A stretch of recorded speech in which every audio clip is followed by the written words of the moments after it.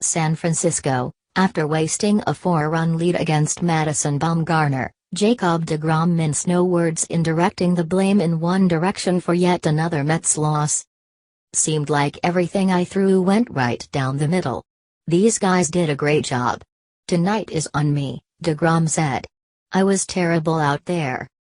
The Mets again fell below .500 as deGrom endured his worst night in the majors by allowing a career-high 8 runs on a career-high 13 hits in a 10-7 loss to the Giants on Thursday night at AT&T Park. The Mets, 60-61, led 4-0 in the fourth before deGrom, 7-6, allowed 8 straight runs, and a rally fell short. The Mets fell 4.5 games back of St. Louis for the second wild-card spot, and will skip Steven Matz today after the lefty's shoulder flared up following his last start Sunday. Seth Lugo will start.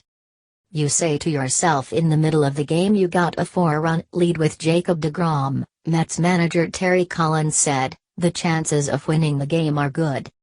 The Mets are an inconsistent team that struggles to put together nights when they pitch well and hit well, but deGrom had been a consistent this season. He has been the team's best starter, planting himself in the Cy Young race by posting a 1.49 ERA in his last 9 starts entering this outing. Thursday's game was billed as a battle of Cy Young candidates, but it instead turned into a nightmare for deGrom. deGrom took the hill in the fourth with a 4-0 lead on the strength of Justin Rhino's grand slam off Bumgarner, but he relinquished the lead in just 6 batters. Buster Posey beat out an infield dribbler that barely traveled 10 feet to start the inning, and the next 3 batters each recorded hits, with Eduardo Nunez's 2-run RBI triple slicing the lead to 4-3. With a runner on third and 1 out, deGrom battled Bumgarner for 7 pitches, and ultimately lost the encounter. He got ahead in the count 0-2, but Bumgarner took 2 pitches and fouled off 2 more before turning on a 95 mph fastball and hitting a 2-run homer into the left field seats for a 5-4 lead.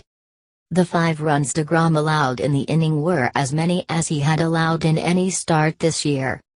deGrom allowed 3 runs with 2 outs in the 5th to put the Mets in an 8-4 hole, and the 13 hits notched against him marked just the 4th time in 74 career starts he's yielded 10-plus hits.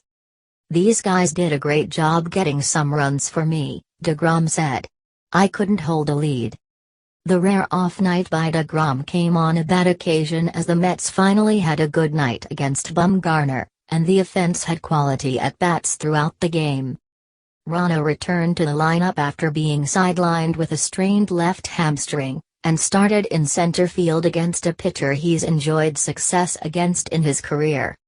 The Mets had the bases loaded with 1 out in a scoreless game in the 4th, and Rhino carried a .400 average, 4 for 10, with 2 homers against Bumgarner into the at-bat. With the count full, Rhino squared up a slider and hit it out to dead center to give the Mets a 4-0 lead. Bumgarner had only allowed 4 runs to the Mets in 38 innings before Rhino's blast. After San Francisco rallied for the 8-4 lead, the Mets clawed right back into the game with 3 runs in the 6th, but they left the bases loaded in the 8th. Scoring 7 runs in a game started by Bumgarner proved to be too few. deGrom is so good that when he gets hit like that it's got to be "you're getting way too much plate," Collins said. "One of those nights he didn't have that command of his stuff.